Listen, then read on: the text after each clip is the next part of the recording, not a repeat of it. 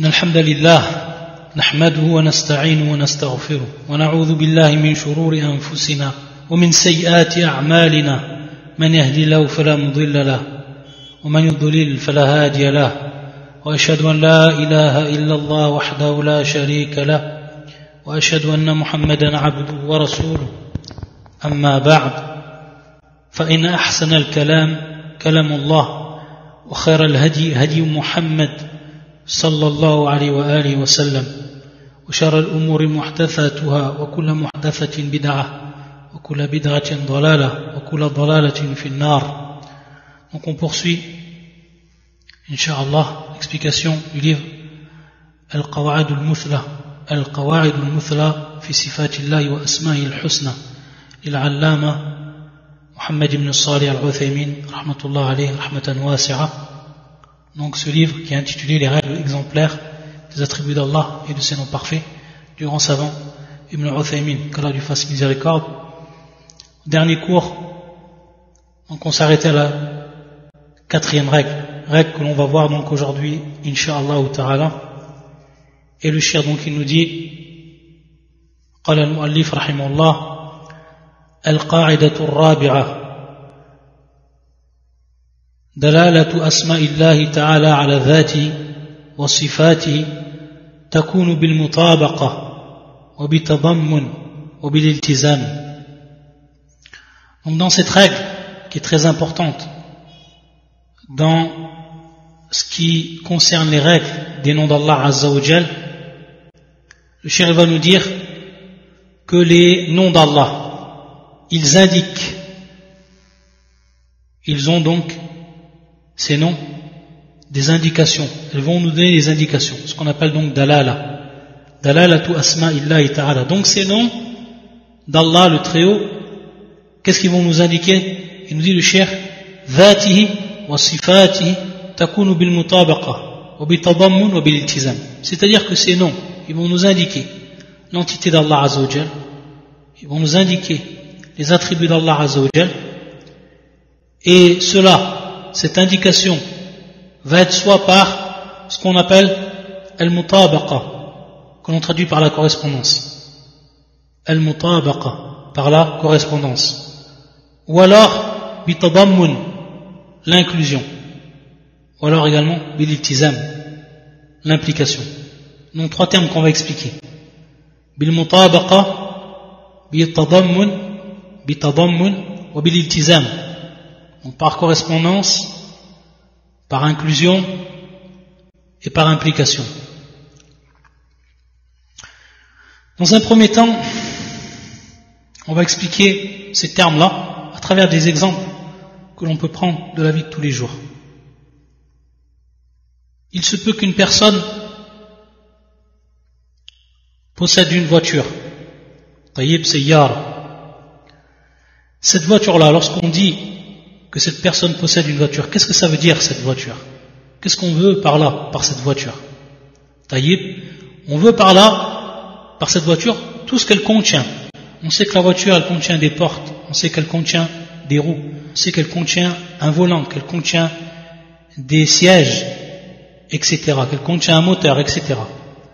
Tout cela, c'est ce que va donc contenir ce terme, c'est-à-dire la voiture. Tout ce qui entre dans le nom voiture, ça va donc rentrer sous ce nom-là, voiture, bil mutabaqa, ce qu'on appelle bil mutabaqa, c'est-à-dire donc par correspondance. Donc en réalité, ce nom-là, la voiture, elle correspond à tout ce qu'elle va contenir. C'est pour ça que yadullu ala jami' ajza ma'nahu, yadullu ala jami' ajza'i ma'nahu, c'est-à-dire donc que le terme, que ce soit la voiture ou autre chose. On pourrait prendre également une maison. Une maison, lorsqu'on dit le terme maison, par exemple je possède une maison, on va vouloir par ce terme maison tout ce qui rentre dans cette maison-là, que ce soit le toit, que ce soit l'intérieur, les chambres, que ce soit tous les meubles qu'elle contient, etc.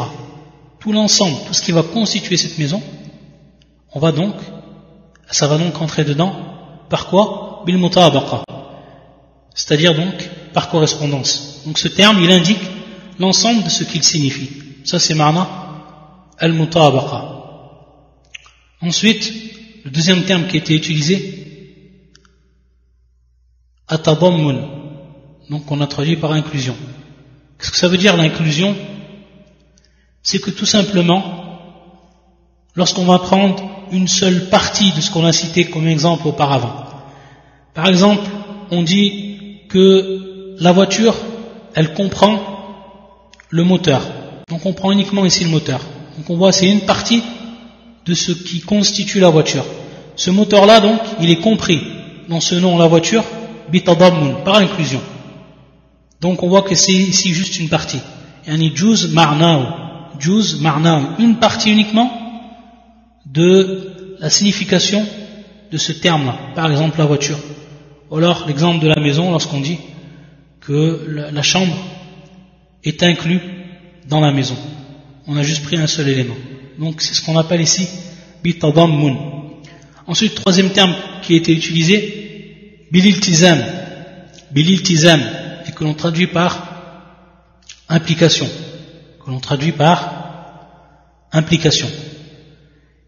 Ici, c'est ce qu'on appelle al-lazim al-kharij, c'est-à-dire une chose qui va impliquer ce qu'on a cité, mais qui est extérieur à lui.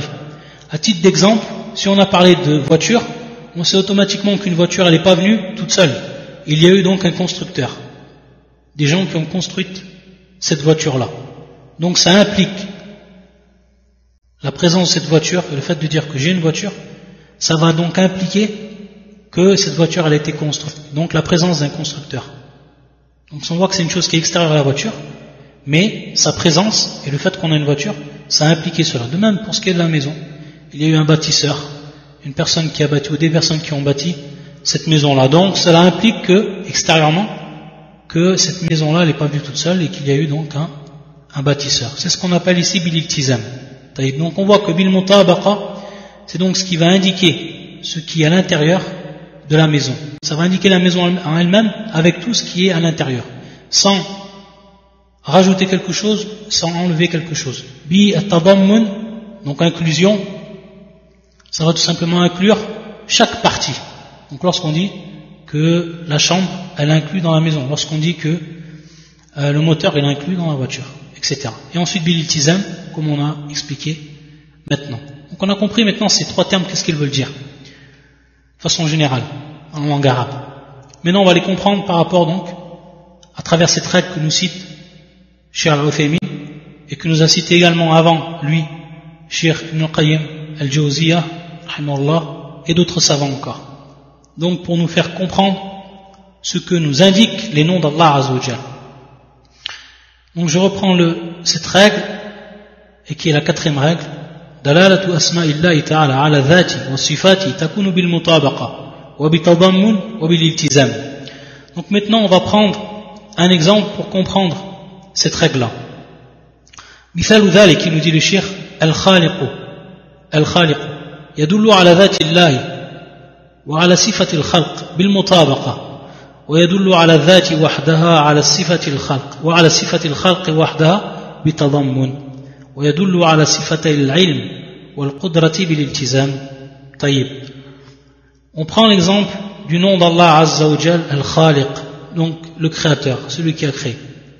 Il nous dit le Cheikh, le créateur, ce nom-là, il va nous indiquer l'entité d'Allah Azza wa Jal, il va nous indiquer également l'attribut d'Allah, ou arfwan, l'attribut ici qui est Al-Khalq, qui est donc la création, bil mutabaqa, c'est-à-dire qu'il rentre dans ce nom-là, Al-Khaliq, l'entité d'Allah. Ça nous a indiqué que c'est Al-Khaliq, c'est Allah Azza wa Jal, comme on a vu, comme on avait pu voir la dernière fois lorsqu'on a parlé de A'lam, Asma'ullah, A'lam ou Awsaf.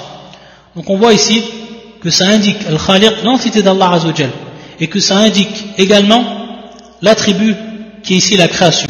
Bil mutabaqa, c'est ce qui est compris donc dans ce nom, Al-Khaliq. C'est ce qui est compris dans ce nom. Taïb. Ensuite, il nous dit وَيَدُلُّ عَلَى الذَّاتِ وَحْدَهَا وَعَلَى الصِّفَةِ الْخَلْقِ وَحْدَهَا. On va comprendre ensuite بِالتَّضَمُّن طبعا. On va comprendre ici donc que par inclusion, il va indiquer ce nom, l'entité d'Allah Azza wa Jal uniquement, et qui est indiqué ici par le nom Al-Khaliq. Le nom Al-Khaliq, il indique ici son entité. Uniquement son entité. Ici, bitadammun, c'est donc ici une partie de ce que va indiquer le nom. Ici donc une partie de ce que va indiquer le nom. Wa ala sifatil khalqi wahdaha, et également il va indiquer l'attribut de la création uniquement, bien entendu, bitadammun, c'est-à-dire par inclusion.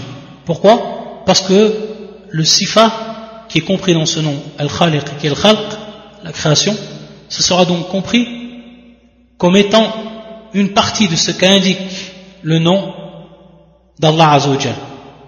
Donc pour reprendre, bil mutabaqa, le nom d'Allah correspond à l'entité d'Allah et à la fois au sifat d'Allah, qui est ici al-khalq. Donc l'entité et le sifa, qui est ici al-khalq, en l'occurrence, pour ce qui est du nom al-khaliq. Hadha bil mutabaqa, parce qu'on a tout simplement ici indiqué tout ce que représentait ce nom-là, l'entité et l'attribut. Ensuite, on dit, et on va prendre simplement une partie de ce qu'indique le nom, et qui ici l'entité, donc on dit, ça indique uniquement l'entité, c'est-à-dire que l'entité est une partie de ce qu'indique le nom. Mais également, il va indiquer autre chose. Il va indiquer as-sifa, c'est-à-dire donc l'attribut d'Allah Azza wa Jal. Et ici, donc, on dit que l'attribut, si on regarde juste l'attribut, on dit c'est une partie de ce que représente le nom al-khaliq, vu que ça représente également l'entité. Et quand on a parlé de l'entité, ça représente également as-sifa. Mais si on les prend un par un, donc automatiquement, on va dire que c'est par inclusion, car c'est une partie de ce qu'a indiqué le nom. Alors que lorsqu'on a dit l'entité et l'attribut, les deux à la fois, là c'était bil mutabaqa, parce que ça indique bien, ici on n'est plus dans une partie, mais les deux ensemble, ils représentent le nom d'Allah Azza wa Jal. Ici, en l'occurrence, al-khaliq. Et ensuite, il nous dit le shirk, wa yadullu ala sifati al-ilmi wal qudrati bil iltizam. Ensuite, al-iltizam, donc, qui est l'implication, c'est-à-dire que ce nom-là, il va comprendre d'autres attributs par implication. Donc des attributs qui sont extérieurs à ce nom même, qui est ici al-khaliq. Et comment on va comprendre cela? C'est tout simplement que al-khaliq, Allah Azza wa Jal ou al-khaliq, celui qui est le créateur, il est le créateur subhanahu wa ta'ala. Pour être bien entendu le créateur, il faut avoir de la science. Donc ça va impliquer la science d'Allah Azza wa Jal. Ça va également impliquer al-qudra, ça va donc également impliquer la puissance et la capacité d'Allah subhanahu wa ta'ala. Donc on voit bien que le fait qu'Allah Azza wa Jal était al-khaliq, ça impliquait d'autres attributs. Par implication, c'était donc extérieur à ce nom-là, par implication. Ici, à titre d'exemple, le chien nous a cité l'ilm et al-qudra. On aurait pu dire également le haya, celui qui est un créateur, automatiquement il a également le sifat de la vie. Il est vivant, subhanahu wa ta'ala. Et encore d'autres sifats que l'on peut venir ajouter pour ce qui est de l'implication. Et il nous dit le shirk, وَلِهَذَا لَمَّا ذَكَرَ اللَّهُ خَلْقَ السَّمَاوَاتِ وَالْأَرْضَ قال لتعلموا أن الله على كل شيء قدير وأن الله قد أحاط بكل شيء علما. Donc ce verset qui fait surat al-Talaq et qui est le suivant, pour que vous sachiez qu'Allah possède le pouvoir sur toute chose par sa science, dans le début du verset, afin que vous sachiez qu'Allah est en vérité omnipotent et qu'Allah a embrassé toute chose de son savoir, qu'Allah Azza wa Jal donc possède le pouvoir sur toute chose par sa science subhanahu wa ta'ala. Et il nous dit le shir, donc ici c'était pour prouver que ce nom-là il implique d'autres noms. C'est pour ça qu'Allah Azza wa Jal, lorsqu'il a cité la création des cieux et de la terre, il a donc cité ensuite لِتَعْلَمُوا أَنَّ اللَّهَ عَلَى كُلِّ شَيْءٍ قَدِيرٌ. قدير ici القدرة. وَأَنَّ اللَّهَ قَدْ أَحَاطَ بِكُلِّ شَيْءٍ عِلْمًا. Donc ilma ici, la science. Al-ilm ici donc, la science. Et il nous dit le shir, ودلالة الالتزام مفيدة جدا للطالب العلم إذا تدبر المعنى ووفقه الله تعالى فهما للتلازم فإنه بذلك يحصل من الدليل الواحد على مسائل كثيرة. C'est à titre de supplément qui nous dit le shir ici que dalalatul iltizam, c'est-à-dire ce que va nous impliquer donc aussi on est par l'implication une preuve, soit du Coran et de la Sunna, par exemple un verset du Coran, ce qu'il peut impliquer également, ce qu'on va donc en tirer comme règle autre que la règle directe qui est compris dans un verset du Coran ou alors dans un hadith du prophète, on va pouvoir tirer d'autres règles par implication. C'est-à-dire que ce verset du Coran, il va également impliquer d'autres choses.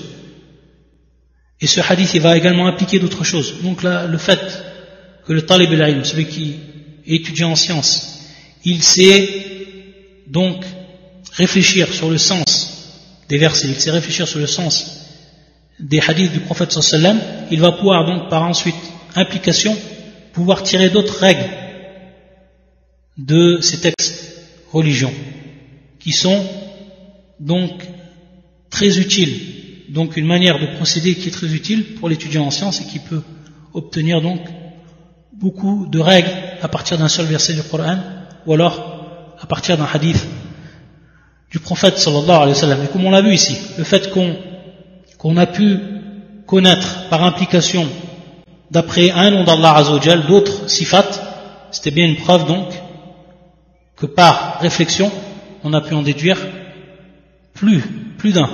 On a vu ici en l'occurrence al-ilm, al-qudra, et comme on a dit également al-haya et d'autres encore. Donc voilà pour ce qui est de cette règle et l'exemple que le shir il nous a donné. On pourrait en tirer d'autres. Si on prenait par exemple l'exemple du nom d'Allah Azza wa Jal, al-alim, on va dire al-alim, donc ce nom d'Allah subhanahu wa ta'ala, c'est-à-dire le savant, le tout savant. On va en tirer de ce nom-là, il indique l'entité d'Allah et en même temps le sifat qui est ici donc al-ilm, bil mutabaqa, par correspondance, les deux en même temps par correspondance. Il va indiquer un des deux par inclusion, c'est-à-dire il va indiquer l'entité d'Allah Azza wa Jal uniquement, donc ici par inclusion, parce que c'est une partie de ce que nous indique ce nom, al-alim. Et ensuite, il va nous indiquer l'attribut lui-même, qui est l'ilm, la science, car c'est une partie de ce qu'indique le nom al-alim. Taïb. Et bil-iltizam, c'est-à-dire par implication, on va pouvoir en déduire que celui qui est savant, il est vivant. Donc al-hayat, donc la vie, on va en tirer ici, par exemple, la vie, c'est-à-dire l'attribut la vie par implication. Cela implique automatiquement qu'Allah Azza wa Jal, s'il est savant, il est vivant, subhanahu wa ta'ala. Donc on voit ici bil-iltizam. Donc pour ce qui est du premier, bil-mutabaqa, on réunit tout ce qu'indique le nom, et ensuite bil-tadammun, par l'inclusion, on prend simplement une partie de ce qu'indique ce nom, et ensuite bil-iltizam, on va donc pouvoir par implication tirer d'autres attributs d'Allah Azza wa Jal de par la présence et ce qu'on va comprendre de ce nom subhanahu wa ta'ala, que ce soit celui d'avant le Khaliq, l'Alim, etc. Taïb. Ensuite le shir il va rentrer dans une démonstration qui va être très importante et qui va nous servir dans ces règles et dans ce qui va suivre prochainement dans les cours, que ce soit dans les règles des noms d'Allah et que ce soit également dans les règles des sifat, des attributs d'Allah Azza wa Jal. Et une démonstration qui va également nous être très profitable lorsqu'on va discuter d'un point, par exemple ici, ce qui concerne les noms et les attributs d'Allah Azza wa Jal, avec une personne qui va, elle, ne pas être d'accord avec la croyance des gens de la sunna et du consensus. Par là donc, lui démontrer que sa parole, ce qu'implique sa parole, et par là donc, pouvoir annuler et effondrer sa propre argumentation à cette personne-là. Ala kulli hal, ici on va voir plusieurs cas, et ça va demander une attention et une concentration de tout le monde pour bien comprendre ce qui va être dit par le shir maintenant. Il nous dit وَاعْلَمْ أَنَّ اللَّازِمَ مِنْ قَوْلِ اللَّهِ تَعَالَى وَقَوْلِ رَسُولِهِ صلى الله عليه وسلم إذا صح أن يكون لازما فهو حق وذلك لأن كلام الله ورسوله حق ولازم الحق حق ولأن الله تعالى عالم بما يكون لازما من كلامه ولأن الله تعالى عالم بما يكون لازما من كلامه وكلام رسوله فيكون مرادا. Dans un premier temps, le cheikh, il dit ici wa'lam, donc qu'on sache que ce qui implique la parole d'Allah Azza wa Jal et ce qui implique la parole du prophète sallallahu alayhi wa sallam, si cela donc est idha sahha an yakuna laziman fa huwa haqq, si cela donc est valable, si cela donc est valable et acceptable, que ce soit donc implicite à la parole d'Allah et à la parole du prophète, alors ce sera une vérité. Ce sera une vérité, haqqun. Donc maintenant on a une parole d'Allah Azza wa Jal, ou on a une parole du prophète sallallahu alayhi wa sallam. Donc on a un verset du Coran, donc on vient ici aux preuves de la sharia. On a un verset du Coran, ou alors on a un hadith du prophète sallallahu alayhi wa sallam, une parole. Et bien entendu, les paroles d'Allah Azza wa Jal vont nous indiquer des règles, et elles vont déduire, et on va pouvoir donc en déduire de ces règles-là, ou de ce verset-là, des règles. De même, pour ce qui est de la parole du prophète sallallahu alayhi wa sallam, la parole du prophète sallallahu alayhi wa sallam, elle va indiquer des règles. Donc on va en déduire des règles. Donc ça va impliquer des règles et une compréhension. Donc il nous dit le cheikh, tout ce que cela va impliquer à partir de la parole d'Allah et la parole du prophète, si c'est réellement valable en tant qu'implication, ça sera donc une vérité. Ça sera donc une vérité. Inch'Allah, on va donner des exemples pour que ce soit plus précis. Il va nous dire pourquoi le cheikh. Il va nous rappeler ici l'asbab, c'est-à-dire les causes du fait qu'il a dit haqqun, que cela donc est véritable. Il nous dit وَذَلِكَ لِأَنَّ كَلَامَ اللَّهِ وَرَسُولِهِ حَقٌّ. Dans un premier temps, parce que la parole d'Allah et la parole du prophète sallallahu alayhi wa sallam, c'est la vérité, c'est le haqq. وَلَازِمُ الْحَقِّ حَقٌّ. Et ce qui va donc impliquer la vérité, ça va être également une vérité. Ce qui va impliquer la vérité, ça va être donc une vérité. وَلِأَنَّ اللَّهَ تَعَالَى عَالِمُ بِمَا يَكُونُ لَازِمًا مِنْ كَلَامِهِ وَكَلَامِ رَسُولِهِ فَيَكُونُ مُرَادًا. Et car Allah Azza wa Jal, il a donc la science, il est savant subhanahu wa ta'ala de ce que va impliquer sa parole et de ce que va donc impliquer la parole du prophète sallallahu alayhi wa sallam. Et donc, à partir de là, c'est bien ce qu'aura voulu Allah Azza wa Jal. Donc si maintenant on tire une règle ou des règles d'un verset du Coran ou des règles d'une parole du prophète sallallahu alayhi wa sallam, et que ces règles-là, elles sont bel et bien donc valables quant à ce qu'elles ont donc signifié et qui sont en réalité une implication de ce qu'a voulu Allah Azza wa Jal de par cette parole-là, ou alors ce qu'il a voulu de par la parole de son prophète sallallahu alayhi wa sallam, donc cela sera une vérité et on va la prendre en compte.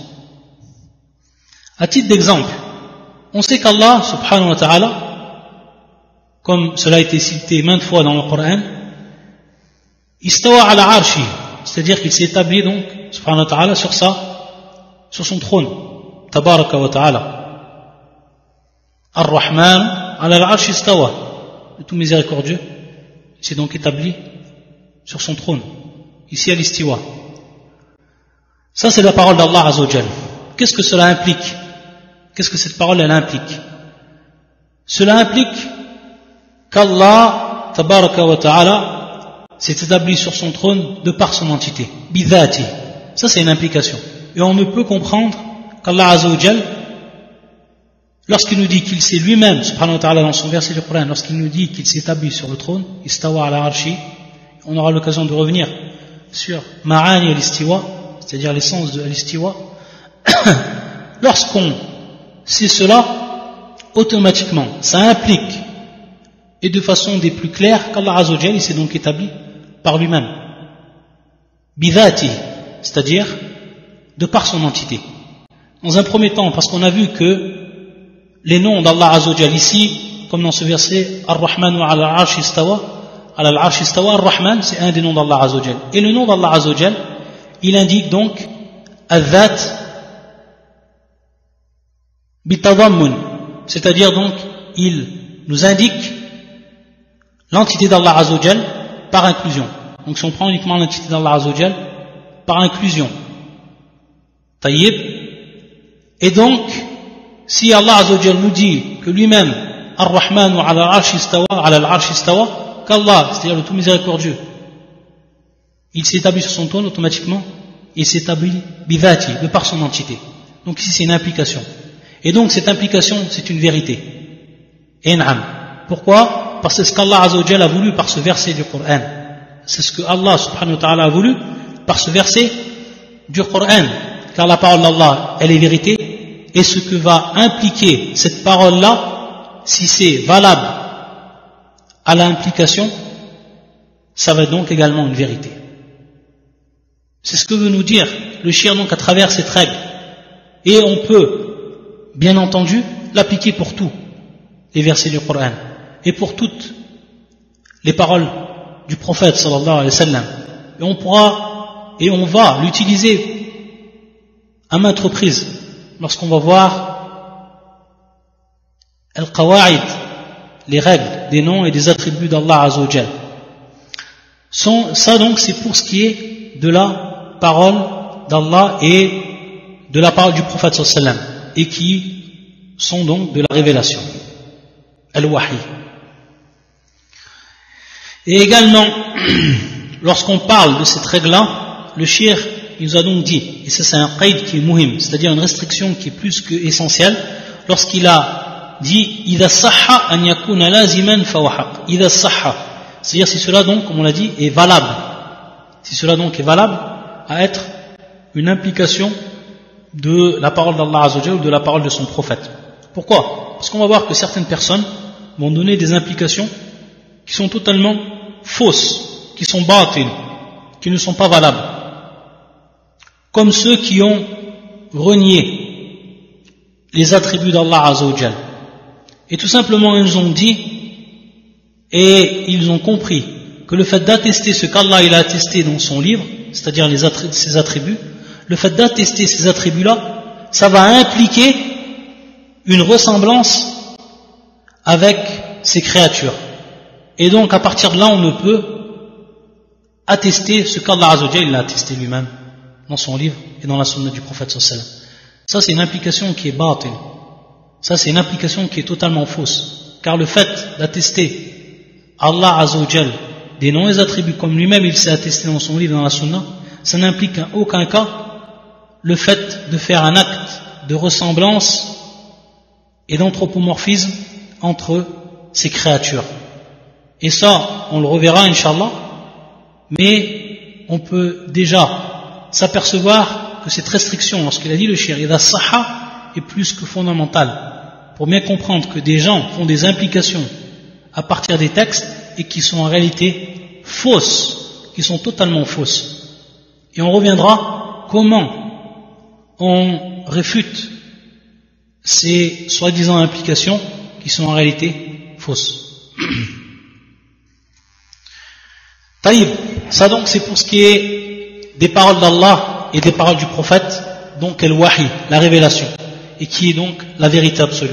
Ensuite le shir, il va maintenant nous énumérer 3 cas qui sont ici dans le cas de la personne humaine.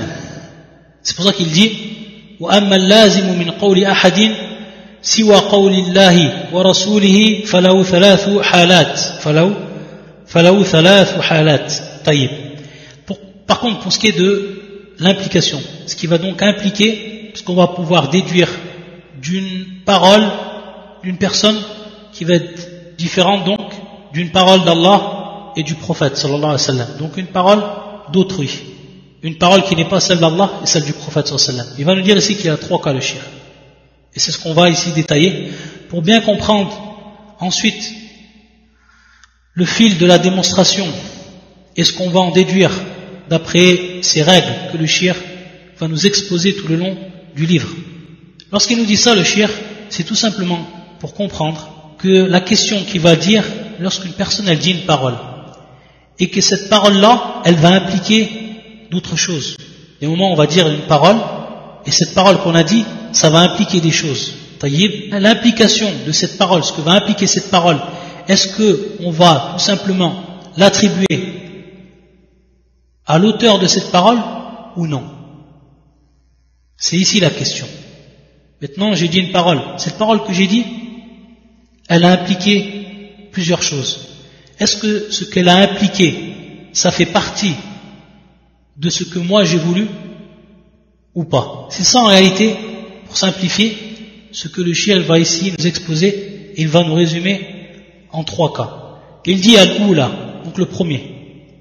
أن يذكر للقائل ويلتزم به مثل أن يقول من ينفي الصفات الفعلية لمن يثبتها يلزم من إثباتك الصفات الفعلية لله عز وجل أن يكون من أفعاله ما هو حادث فيقول المثبت نعم وأنا ألتزم بذلك فإن الله تعالى لم يزل ولا يزال فعالا لما يريد ولا نفذ لأقوالي وأفعالي كما قال الله تعالى قل لو كان البحر مدادا لكلمات ربي لنفد البحر قبل أن تنفد كلمات ربي ولو جئنا بمثله مددا كما في سورة الكهف qui est le verset 109 قل لو كان البحر مدادا لكلمات ربي لنفد البحر قبل أن تنفد كلمات ربي ولو جئنا بمثله مددا.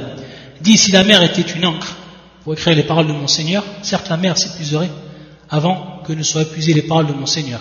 Quand même nous lui apporterions son équivalent comme renfort. Et comme il a dit également Allah Azza wa Jal, وَلَوْ أَنَّمَا فِي الْأَرْضِ مِنْ شَجَرَةٍ أَقْلَامٌ وَالْبَحْرُ يَمُدُّهُ مِنْ بَعْدِهِ والبحر يمده من بعدي 7 أبحر ما نفدت كلمات الله إن الله عزيز حكيم ولو أنما donc ça c'est surat Luqman qui est le verset 27 ولو أنما في الأرض من شجرة أقلام والبحر يمده من بعدي 7 أبحر ما نفدت كلمات الله إن الله عزيز حكيم وحدوث أحاد فعل تعالى لا يستلزم نقصا في حقه. Donc à travers ce premier cas, le Cheikh va nous dire, il va nous citer un exemple. Le premier cas donc c'est que la personne a dit une parole. Cette parole va impliquer des choses. Et lorsqu'on va lui rappeler à cette personne ce qu'implique sa parole, yaltazim bi, c'est-à-dire elle dit na'am, c'est ce que j'ai voulu, et je suis donc responsable, c'est-à-dire que cette implication, c'est bien ce que j'ai voulu à travers ma parole. Donc yaltazim bi. Donc il dit na'am, parce que ça a impliqué cette parole, j'en suis conscient et je l'accepte. Yaltazim bi. Il va nous donner un exemple ici. Comme par exemple, il nous dit celui qui va dire parmi ceux qui renient les attributs d'Allah Azza wa Jal propres à son acte. Et on sait, on va voir qu'Allah Azza wa Jal il a des attributs. Les attributs qui sont propres à l'acte divin et les attributs qui sont propres à l'entité divine, ce qu'on appelle sifat al-fi'liya ou sifat al-dhatiya. Pour ce qui est de sifat al-fi'liya, donc ce sont les noms ici, warfan, ce sont donc les attributs qui sont propres à l'acte divin. Et on reviendra sur ces noms de sifat, d'attributs. Donc certaines personnes, parmi les sectes, à l'exemple d'al-Mu'tazila ou al-Ash'a'ira et d'autres encore, ils yanfun, c'est-à-dire donc ils nient les attributs d'Allah qui sont propres à son acte. Et cette personne-là donc elle est en conversation avec une personne qui lui min ahli sunnah et qui lui yuthbit, c'est-à-dire qu'il atteste les attributs d'Allah Azza wa Jal propres à l'acte divin. Et donc il va lui dire, celui qui nie, يلزم من إثباتك الصفات الفعلية لله عز وجل أن يكون من أفعاله أن يكون من أفعاله ما هو حادث. Donc, ce qui va impliquer le fait que toi, tu attestes maintenant qu'Allah Azza wa Jal il a des attributs qui sont propres donc à ces actes-là, cela va directement impliquer que parmi ces actes, subhanahu wa ta'ala, il y a ce qui est donc hadith, ce qui vient d'arriver. Hadith, c'est le contraire donc de qadim.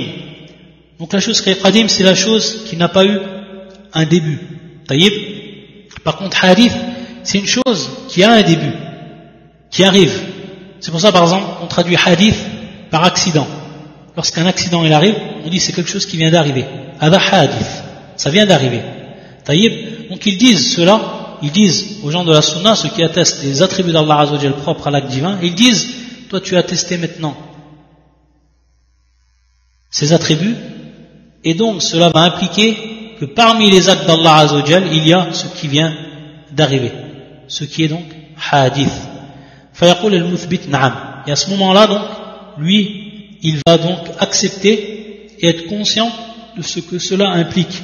Et il va donc l'accepter comme tel. Il va dire na'am. J'accepte cette implication. Le fait d'attribuer à Allah Azzawajal des sifas, des attributs qui sont donc propres à son acte. Comme on verra, à titre d'exemple, Al-Khaliq. Al-Khaliq, on sait que ça contient comme bir-tadammun, c'est-à-dire par inclusion, ça comprend donc l'attribut qui est ici Al-Khalq. Et donc Al-Khalq, ça fait partie donc des actes divins. Et donc Al-Khaliq, ça va faire partie donc ça va donc comprendre un attribut qui fait partie des attributs qui sont propres à l'acte divin, qui sont propres donc à l'acte divin. C'est-à-dire qu'Allah Azzawajal, il va créer quand il veut. Il va créer quand il veut, subhanahu wa ta'ala. On reviendra sur la différence entre ces deux catégories d'attributs. Il nous dit donc, نعم وأنا ألتزم بذلك فإن الله تعالى لم يزل ولا يزل فعال لما يريد ولا نفاذ لأقواله وأفعاله كما قال الله تعالى. طيب. Comme donc les versets qu'on a cités. Donc il nous dit, la personne parmi les gens de la sunna du consensus, il va répondre na'am. Et il va dire qu'Allah Azzawajal n'a jamais cessé et ne cesse de faire ce qu'il veut, subhanahu wa ta'ala. Na'am. Et que rien donc ne peut arrêter ses paroles et que rien ne peut arrêter donc ses actes. Et ensuite il nous a cité le shir les deux versets qu'on a cités à titre de preuve.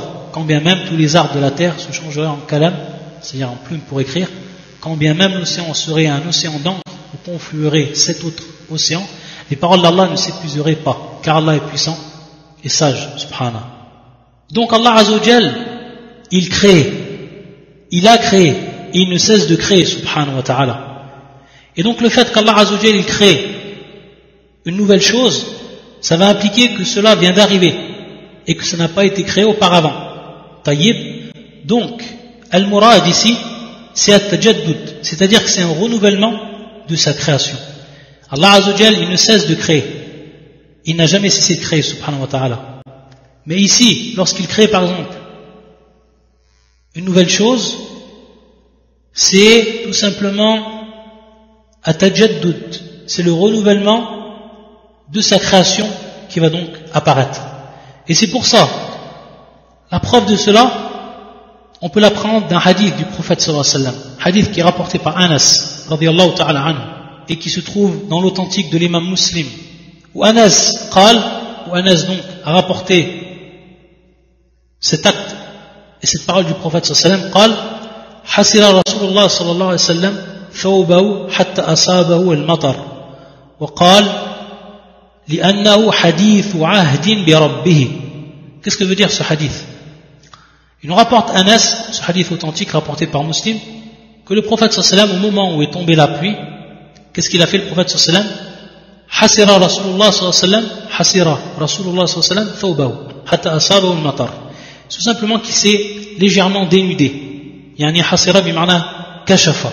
Bima'na kashafa. C'est-à-dire que il s'est donc légèrement dénudé, le prophète sallallahu alayhi wa sallam, kashafa. Certaines donc parties de son corps, pour que la pluie atteigne son corps, pour que la pluie, donc il a enlevé certaines parties de ses habits. Waqal, et il a dit le prophète sallallahu alayhi wa sallam à ce moment-là, li'annahu hadithu ahdin bi rabbih. Tout simplement, ce que veut dire cette parole, c'est que ce qui est en train de se passer, donc la pluie ici, qui est donc une création d'Allah Azzawajal,